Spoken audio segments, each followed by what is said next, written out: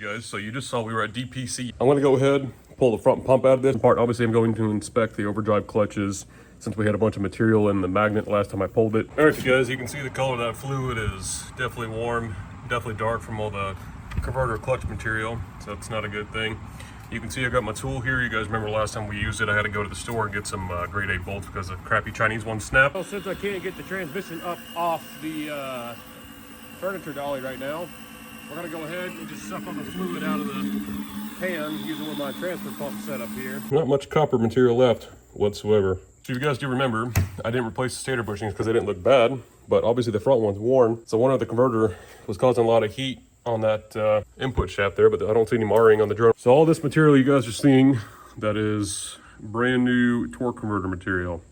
It is unfortunate, but it is what it is. Went ahead and took out the torque converter regulator spring out. So this is actually the spring that comes from the Transgo kit to give the regulator valve a little bit more line pressure. Stock sleeve back in it and our retaining spring. We'll put some Transgel on that. That's gonna go ahead and take care of our torque converter regulator valve. All right, you guys, the Transgo yellow spring's on the left, the stock one's on the right. You guys can see the Transgo one is slightly taller on the left versus the stock one on the right.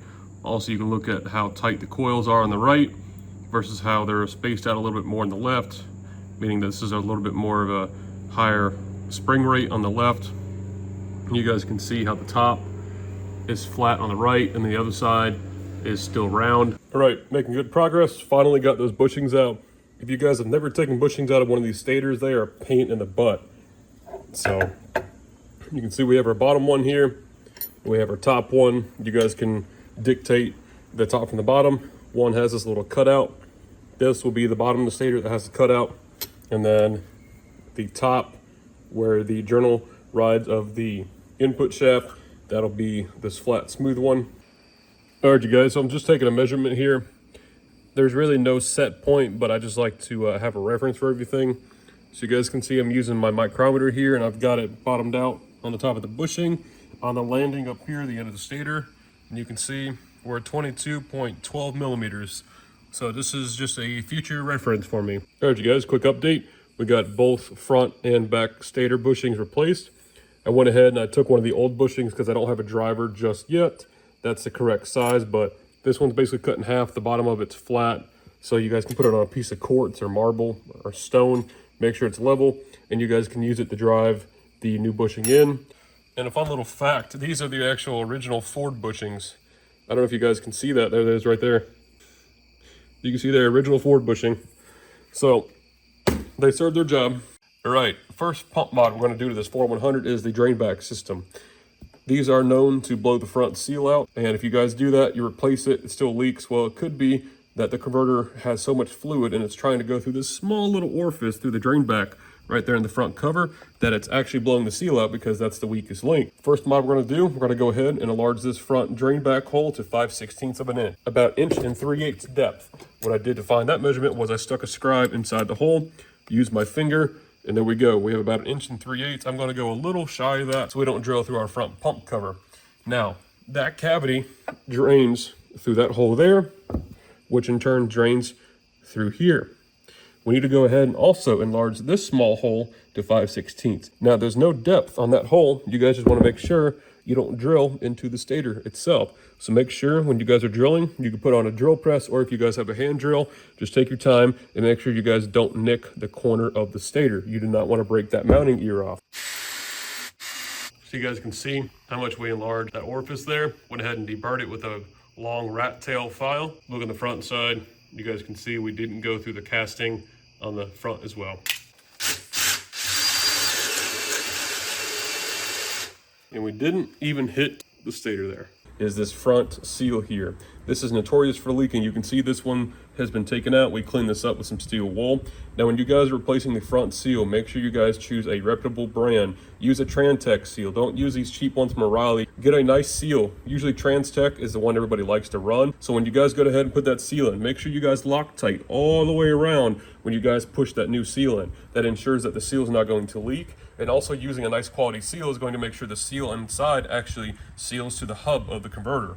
All right, you guys, got the old seal out. This is part number 370-012. We have a new one right here. If you guys can't read that, I'll go ahead and zoom in. All right, you guys, we're gonna replace it with 370-012, the same one that came out of this. Gonna go ahead and use some green Loctite. You can even use red, blue. As long as you guys use some type of Loctite compound or retainer compound, just to give this seal an extra chance to seal up against this housing. You guys are good to go. Also, make sure you guys don't forget to stake your bushing if you haven't done so. All right, you guys, our next pump mod, we're gonna go ahead and install a new bushing. Now, some information that people don't really pass on or really explain in videos. So we have two front covers here. This one has had a new bushing replacement. This one is the one we've been working on that we went ahead and drilled the 5/16 hole out to, okay? So when you guys are replacing your bushing, I have two bushings here. They're identical. You guys notice this lube channel right here, right? Now what you guys need to pay attention to, anytime you guys put a new seal on the front pump of a 4-100, you guys need to orientate that little U-shaped groove with the high pressure side of the pump cavity right here. So right where this cavity is, right here on the left side, all right? Just basically line it up right off this edge, straight right there. It's okay if you get it a little crooked. This one's a little to the right, as you guys can see, but make sure you guys always indent that U shape with that straight mark right there, and you guys will get it right every time. Now you guys can see, I went ahead and I visually put a mark here for you with some permanent marker. We're gonna go ahead and drive that bearing in just like that. All right, you guys, so here's the new converter we're gonna be running. Get yourself a piece of 2x4. Go ahead and put a little bit of grease on the snout. You can put some grease on your bushing as well, just a little bit. What you guys want to do, we want to go ahead and set our end play, if you will, on the converter. Now this one I already did. You guys saw I did this, I believe, in part 3 of building a 500 horsepower 4-100 for my 7.3 Powerstroke. We did the exact same thing. We set it on that spec rate converter, and I sat on the floor just like I'm doing here, and I spun it, and I was whacking it while I was spinning it. And what that's doing, it's going to set any high spots in the bushing, slide it on and off, no problem. And you guys can see we went ahead and staked it as well. Just used a little punch, the staking. So again, we went ahead and we set this bushing to this converter, and you can see this thing spins. All right, you guys, our next pump mod, installing a brand new set of Sonex pump gears. Sonex is the best set of gears you guys can get. Anytime you guys take a front pump apart, replace them. They're cheap. They're only 50 bucks. This is the standard size set. Now, if your guys' inner bore here is pitted, eaten up, scored really bad, unfortunately, you're going to have to go ahead and replace the front cover, or go ahead and have somebody spin this on a lathe, cut into the actual housing to put a oversized set of gears in. You guys can see I'm using the inner gear as a straight edge, essentially. And what we're going to do, we're going to go ahead and spin the big gear. You guys can see how this front gear, this inner gear is staying flush. There's no high spots, there's no low spots, meaning that this gear is not going to grab and spin off. Also, what you guys can do, you can go ahead and put a set of feeler gauges in here. You guys don't want any more clearance than 2/1000. Anywhere from 1 to 1.5 is good. So what we're gonna do is we're gonna go ahead and make sure this cover is true, meaning 100% flat. Right in the middle, go ahead and spin it.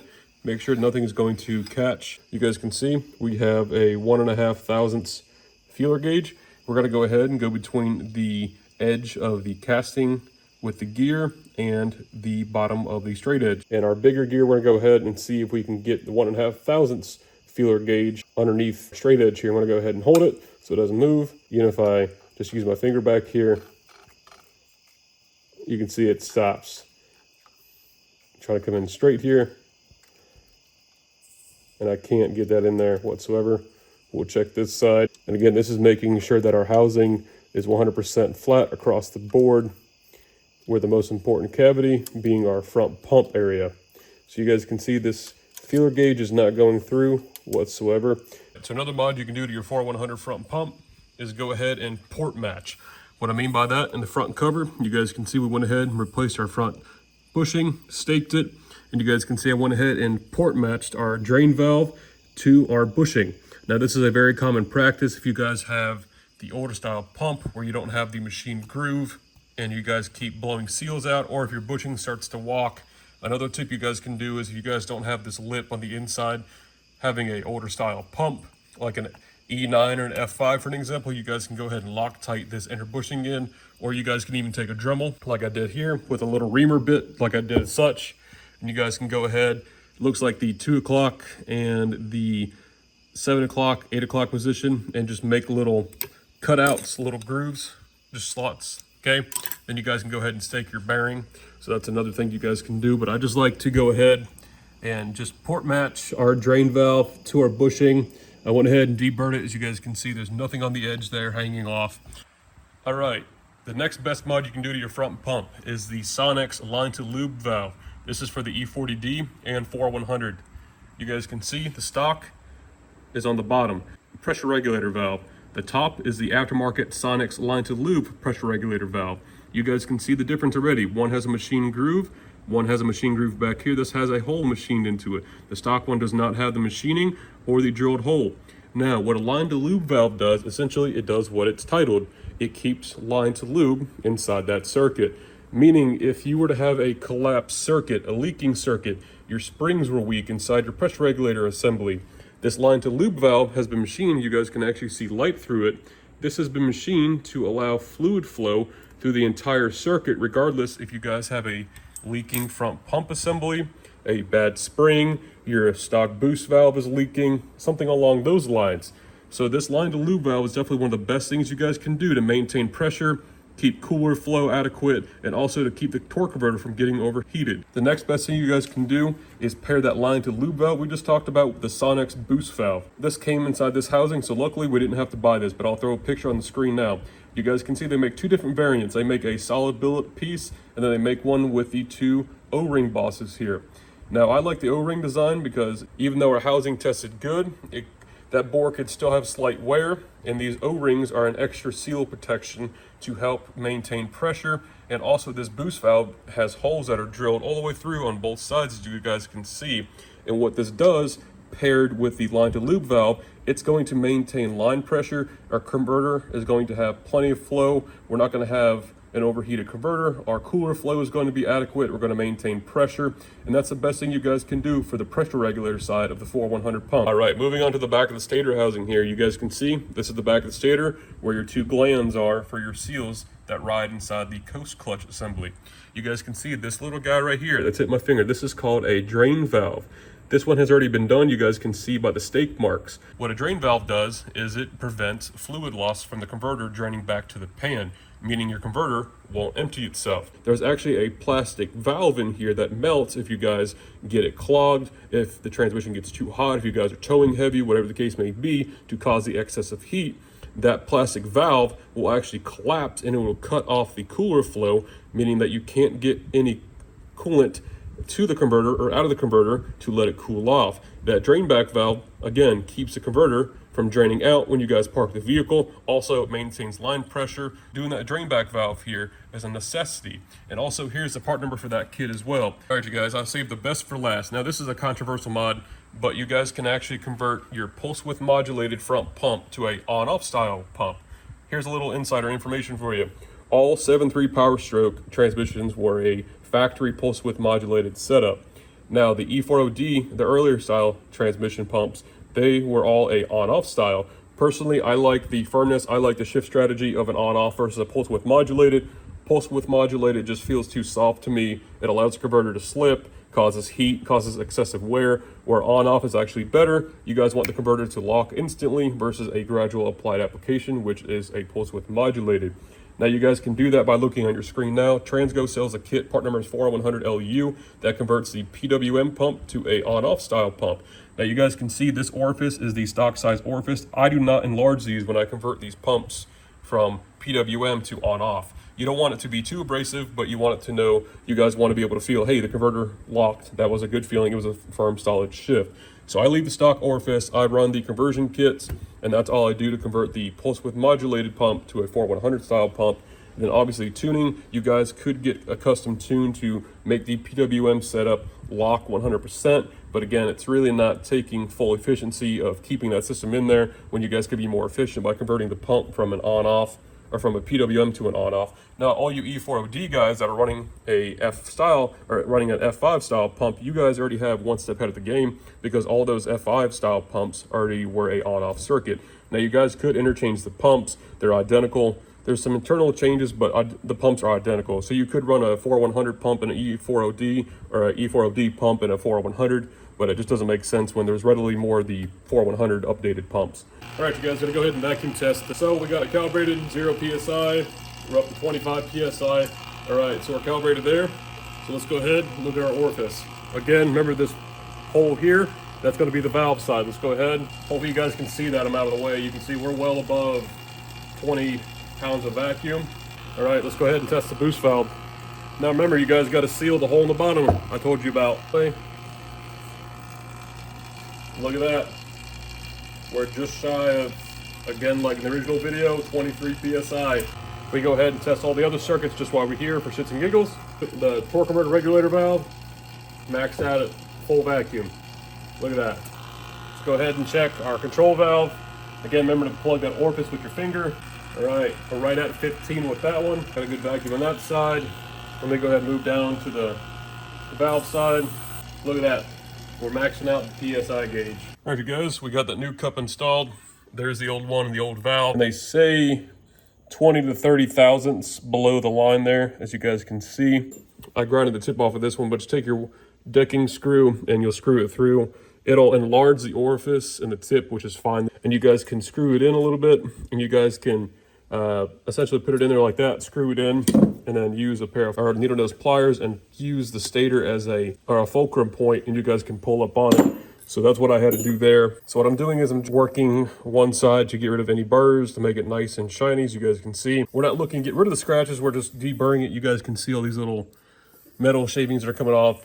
Just really trying to clean the edges up. And again, this is not necessary. You know, I didn't do it on the last set. Again, it's a free peace of mind. All right, you guys, gonna go ahead and put these gears in. You guys saw, I went ahead and flat sanded them with 400 grit sandpaper just to remove any burrs or deflections or imperfections. I went ahead and hit this with quad zero steel wool, or very, very, very, very fine steel wool. And so now it's nice and smooth. You guys can see there's nothing, no pitting inside this oil pocket here. All right, we got a nice thin line of grease. Go ahead and drop our big gear in. Now this can go either way. There's no wrong or right. Just drop that down into your pocket. There you go. All right, you guys, so you notice there's flats on the inside of this gear. The flats will face outward, okay? If you put it in backwards, it will not sit against the converter right. You need to be facing outward or up. Again, it's gonna be a little bit hard because we have grease in there, but that'll just help pre-lube everything. And you guys can take some transmission fluid and pour some in there as well. But there we go, front pump gear set is in. You guys, I'm using an anaerobic sealer or some R620 retaining compound. Something I use for 7.3 injector cups. You guys can use any Loctite. You can use red, blue, green, orange. This is just a little trick of the trade, so make sure you guys just seal this orifice here. This will help seal if there's an air pocket or leak on this circuit here. All right, you guys, I just want to show you that circuit that it feeds. This is actually coming off the pressure regulator, and it seals all this going up, the torque converter regulator, and then the on-off valve. It seals these channels in here. So pretty cool to see that side by side. Again, you guys can see there.